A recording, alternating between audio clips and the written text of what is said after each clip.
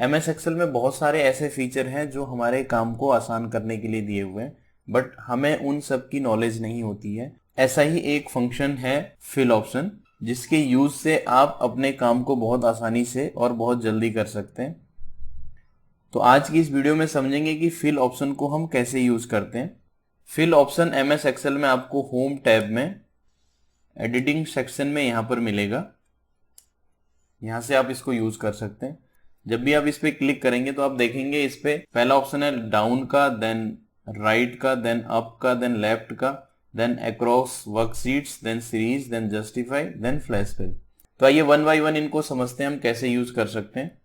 जैसा भी आप यहाँ देख रहे हैं, जो मैंने यहाँ पे फॉर्मूला लिखा है, मैं इसको नीचे तक कॉपी पेस्ट करना चाहता हूँ। एक तरीका यह है कि मैं इनको कॉपी करके पेस्ट कर लूँ, दूसरा तरीका है कि मैं इसको ड्रैग कर लूँ। लेकिन फिल ऑप्शन से हम इसको कैसे लेके आ सकते हैं? फिल ऑप्शन के लिए आपको क्या करना है, अगर आपको इसको यहाँ से यहाँ तक कॉपी पेस्ट करना है तो आपको सिंपली फिल ऑप्शन पे जाना होगा और डाउन ऑप्शन को सेलेक्ट करना होगा। अगर आप शॉर्टकट की से इसको यूज करना चाहते हैं तो Ctrl+D ऑप्शन सेलेक्ट कर सकते हैं। Ctrl+D जैसे ही आप कीबोर्ड में प्रेस करेंगे तो आप देखेंगे कि सारा फॉर्मूला नीचे तक कॉपी हो जाएगा। तो यहाँ पर बेसिकली आप फिल ऑप्शन से अगर किसी भी डाटा को नीचे वाली सेल में कॉपी पेस्ट कर रहे हैं तो वहां पे डाटा भी कॉपी कर सकते हैं और फॉर्मूला भी कॉपी कर सकते हैं। जैसे भी आप देख रहे हैं, मैंने यहाँ पे फॉर्मूला किया है। फॉर्मूले की बजाय अगर ये डाटा होता तो जब मैं Ctrl+D प्रेस करता तो ये डाटा भी पेस्ट हो जाता। तो फिल ऑप्शन को आप फॉर्मूला और डाटा दोनों के लिए यूज कर सकते हैं। इसी तरीके से आप देखेंगे यहाँ पे नेक्स्ट ऑप्शन है राइट का। जैसे सपोज यहाँ पे कुछ डाटा मैंने लिखा है और इसको मैं चाहता हूँ कि ये राइट में भी यहाँ तक पेस्ट हो जाए, तो मेरे को जो मैंने यहाँ पे 100 लिखा है, जहां तक भी आप इसको चाहते हैं कि ये पेस्ट हो जाए, इसको सेलेक्ट करके आपको फिल ऑप्शन में राइट ऑप्शन को सिलेक्ट करना होगा। तो फॉर्मूला या डाटा जो भी आपने लिखा होगा वो राइट में जहां तक सिलेक्टेड होगा वहां तक कॉपी पेस्ट हो जाएगा, जिसके लिए शॉर्टकट आप यूज कर सकते हैं Ctrl+R। सपोज मैं इसको Ctrl+R यूज करता हूँ। इसी तरीके से आप चाहते हैं कि ये डाटा यहां तक लेफ्ट में आ जाए तो फिल ऑप्शन में लेफ्ट ऑप्शन को सिलेक्ट कर सकते हैं। इसी तरीके से आप चाहते हैं जो हमने लिखा है ये ऊपर वाली सेल में आ जाए, तो सेल को सिलेक्ट करने के बाद आपको अप वाले ऑप्शन को यूज करना है। तो आप देखेंगे जो डाटा नीचे था वो ऊपर कॉपी पेस्ट हो गया है। तो यहाँ पर फिल ऑप्शन में डाउन, राइट, अप और लेफ्ट के लिए आप डाटा और फॉर्मूला जो भी चाहते हैं वो इस तरीके से कॉपी पेस्ट कर सकते हैं।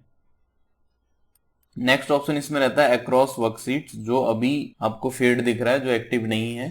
तो आइए समझते हैं इसको कैसे करते हैं। इस ऑप्शन का बेसिक मतलब ये है कि जो हमने ये फॉर्मेटिंग यहाँ पे क्रिएट की है, अगर आप चाहते हैं कि सेम फॉर्मेटिंग दूसरी सीट पे भी अप्लाई हो जाए तो आप इस ऑप्शन को यूज कर सकते हैं। क्योंकि यहाँ पे जो मेरे पास वर्कबुक ओपन है उसमें केवल एक सीट है, तो इसलिए ये ऑप्शन एक्टिव नहीं दिख रहा है। तो इसके लिए मैं कुछ वर्कशीट्स पहले ऐड कर लेता हूँ।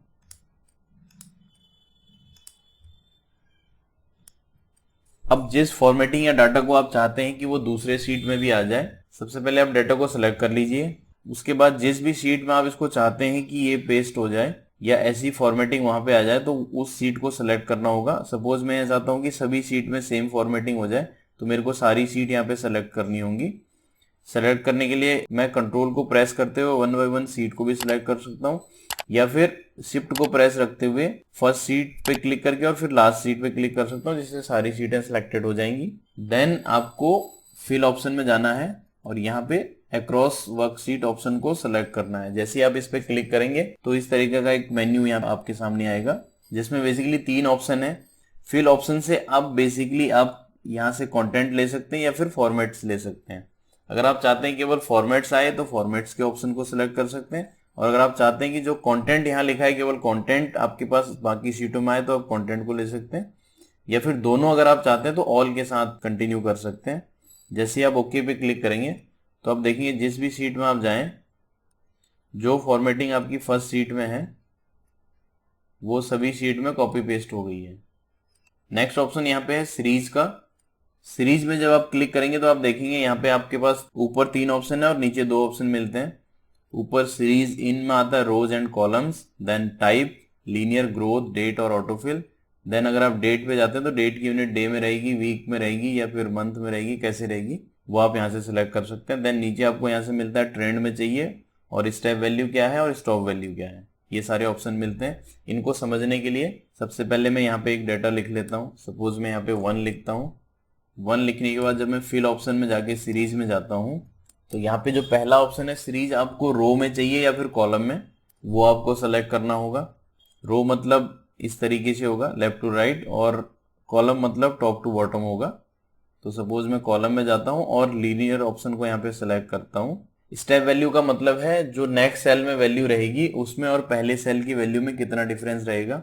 यहाँ पे अभी मैं 1 रखता हूँ। और स्टॉप वैल्यू कहाँ तक आप चाहते हैं, सपोज हम 100 तक यहाँ पे गिनती चाहते हैं तो 1 से स्टार्ट होगा और 100 तक जाएगा। जैसे ही मैं ओके पे क्लिक करूंगा तो आप देखोगे यहाँ पे 100 तक की काउंटिंग आ गई है।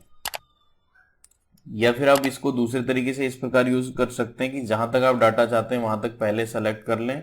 जब आप यहाँ पे फिल ऑप्शन में जाके सीरीज में जाएंगे तो आप देखेंगे यहाँ पे कॉलम ऑलरेडी सिलेक्टेड है। अब आप एक एक नंबर के डिफरेंस पे नंबर चाहते हैं तो यहाँ पे 1 रहने दें। और क्योंकि आपने डाटा कुछ सेलेक्ट किया है तो आपको स्टॉप वाली वैल्यू डालने की जरूरत नहीं है।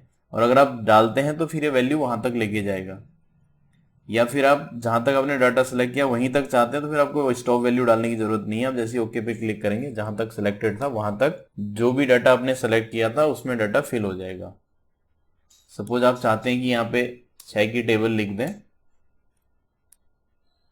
तो मैं इसको सेलेक्ट करके जब फिल ऑप्शन पे जाता हूँ सीरीज में जाऊंगा, यहाँ पे क्योंकि कॉलम में मेरे को डाटा चाहिए, स्टेप वैल्यू 6 के डिफरेंस पे चाहिए और स्टॉप वैल्यू मेरे को 60 चाहिए। तो जैसे ही मैं ओके करूंगा तो आप यहाँ देखेंगे 6 की टेबल यहाँ पे लिख दी जाएगी।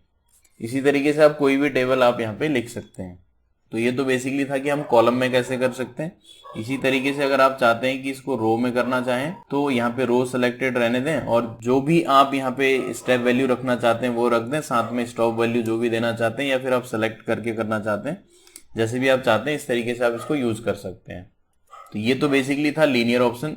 देन नेक्स्ट ऑप्शन है इसमें ग्रोथ का। ग्रोथ के ऑप्शन को सिलेक्ट करने के लिए मैं यहाँ पे 2 लिख रहा हूँ।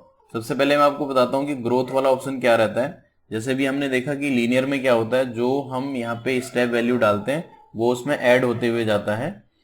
तो जब हम ग्रोथ का ऑप्शन सेलेक्ट करते हैं तो जो वैल्यू यहाँ पे आपने लिखी है सेल में वो उसी के साथ मल्टीप्लाई होकर अगले सेल में आ जाएगी जब हम ग्रोथ में डालेंगे। तो बेसिकली यहाँ पे आपको एक स्टॉप वैल्यू देनी पड़ेगी या फिर आपको डाटा सेलेक्ट करना होगा। तो मैं यहाँ तक डाटा पहले सेलेक्ट कर लेता हूँ। जब मैं यहाँ पर रेंज सेलेक्ट करके फिल ऑप्शन में जाके सीरीज में यहाँ पे लीनियर की जगह ग्रोथ ऑप्शन सेलेक्ट कर लूं, अगर मैं स्टेप वैल्यू 1 रखूंगा तो ये फिर 1 × 2 होगा जो कि आपको नीचे तक 2 फिल करता हुआ दिखेगा जैसे भी आप यहाँ देख रहे हैं। लेकिन जब मैं यहाँ पे ग्रोथ ऑप्शन सेलेक्ट करके यहाँ पे 2 डालता हूं तो आप देखेंगे कि जो वैल्यू ऊपर है इसको 2 से मल्टीप्लाई कर देगा। 2 को 2 से मल्टीप्लाई किया 4, 4 को 2 से मल्टीप्लाई किया 8, 8 को 2 से मल्टीप्लाई किया 16। इस तरीके से इसने यहाँ पे इसको फिल किया है। तो इस तरीके से अगर आपकी रिक्वायरमेंट है तो आप इसको भी यूज कर सकते हैं। देन यहाँ पे एक ऑप्शन आता है डेट का। डेट के ऑप्शन को सिलेक्ट करने के लिए मैं एक डेट यहाँ पे डाल रहा हूँ। सपोज मैं एक डेट यहाँ पे डाल रहा हूँ और हमें यहाँ तक डेट चाहिए। जब मैं फिल सीरीज में यहाँ पे क्योंकि हमने डेट लिखी है तो इसने ऑटोमेटिक डेट ऑप्शन सेलेक्ट कर लिया है और हमने कॉलम को सिलेक्ट किया तो इसने ऑटोमेटिक कॉलम को यहाँ पे सिलेक्ट कर लिया है। तो यहाँ पे पहला ऑप्शन आप देख रहे हैं डे का रहता है। जब आप डे पे रखेंगे जैसे ही ओके करेंगे तो एक एक डेट ये यहाँ से प्लस कर देगा जहां तक आपने डाटा सेलेक्ट किया, या फिर आप स्टॉप डेट डाल के भी इसको कर सकते हैं। इसी तरीके से यहाँ पे स्टेप वैल्यू में 1 की जगह अगर आप 2 लिखते तो 2-2 दिन का यहाँ पे फर्क होता। जो 1 दिन का डिफरेंस था वो 2 दिन में कन्वर्ट हो जाता। इसी प्रकार आप डे की जगह वीक डेज डालते तो यहाँ पे सैटरडे और संडे एक्सक्लूड हो जाते हैं। जैसे अभी मैं आपको यहाँ पे दिखाता हूँ कि ये कौन सा डे है।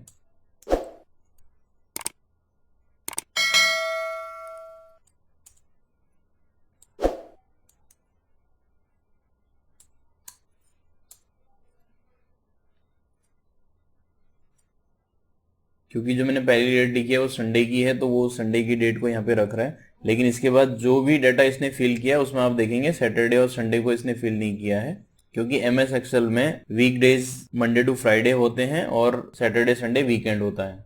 इसी प्रकार यहाँ पे अगर मैं मंथ यूज कर लूँ और यहाँ पे स्टेप वैल्यू में 1 रखूँ तो एक एक महीना यहाँ पे चेंज हो जाएगा। 22 मई देन 22 जून, इस तरीके से यहाँ पे एक एक मंथ ऐड हो जाएगा। इसी प्रकार अगर हम इसको ईयर में कन्वर्ट कर लेते हैं तो एक एक साल यहाँ पे बढ़ जाएगा। आप देख रहे हैं डेट और मंथ सेम है बट ईयर यहाँ पे चेंज हो गया है। अब नेक्स्ट ऑप्शन यहाँ पे रहता है जस्टिफाई का। जस्टिफाई को यूज करने के लिए मैं आपको बताता हूँ कि कैसे यूज करते हैं। जैसे सपोज मैं एक सेंटेंस यहाँ पे लिखता हूँ, जैसे अभी आप देख रहे हैं जो मैंने यहाँ पे सेंटेंस लिखा है ये इस रो की जो विड्थ है उससे बाहर निकल रहा है। और सपोज हम चाहते हैं कि जो यहाँ पे डाटा है ये इन 3 सेल में आ जाए। इसको या तो आप मर्ज करके कर सकते हैं, बट आप चाहते हैं कि मर्ज सेल को ना करें और अलग अलग सेल में डाटा आ जाए।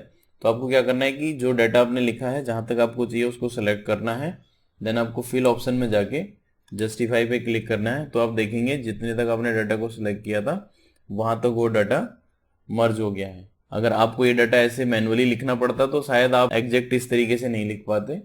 अगर आप ये चाहते हैं कि जो डाटा यहाँ पे है ये केवल 2 ही सेल्स में आए, तो इस रो को सपोज मैं चौड़ा कर दूं, देन 2 सेल को सेलेक्ट करने के बाद फिल ऑप्शन में जस्टिफाई पे जैसे ही क्लिक करूंगा तो आप देखेंगे यहाँ पे 2 सेल्स में इसने डाटा को बाइफरकेट कर दिया है। इसमें एक लास्ट ऑप्शन रहता है फ्लैश फिल का। अगर आप फ्लैश फिल को समझना चाहते हैं तो आई बटन पर दी हुई वीडियो पर जाकर क्लिक करें या फिर लेफ्ट वाली वीडियो पर क्लिक करें और समझें कि फ्लैश फिल ऑप्शन को हम एमएस एक्सेल में कैसे यूज करते हैं। तो इस प्रकार एमएस एक्सेल में आप फिल ऑप्शन को यूज कर सकते हैं और अपना बहुत सारा टाइम बचा सकते हैं। अगर आज की यह वीडियो आपको इन्फॉर्मेटिव लगी तो वीडियो को लाइक और शेयर जरूर करें, और अगर अब तक आपने हमारे इस चैनल को सब्सक्राइब नहीं किया है तो चैनल को सब्सक्राइब करने के साथ साथ बेल आइकन पर क्लिक करके ऑल के ऑप्शन को सिलेक्ट करें, सो दैट जब भी मैं अपने इस चैनल पर न्यू वीडियो डालूं आपको उसका नोटिफिकेशन मिले। और मैं मिलता हूं आपको ऐसी ही किसी और इंटरेस्टिंग वीडियो में।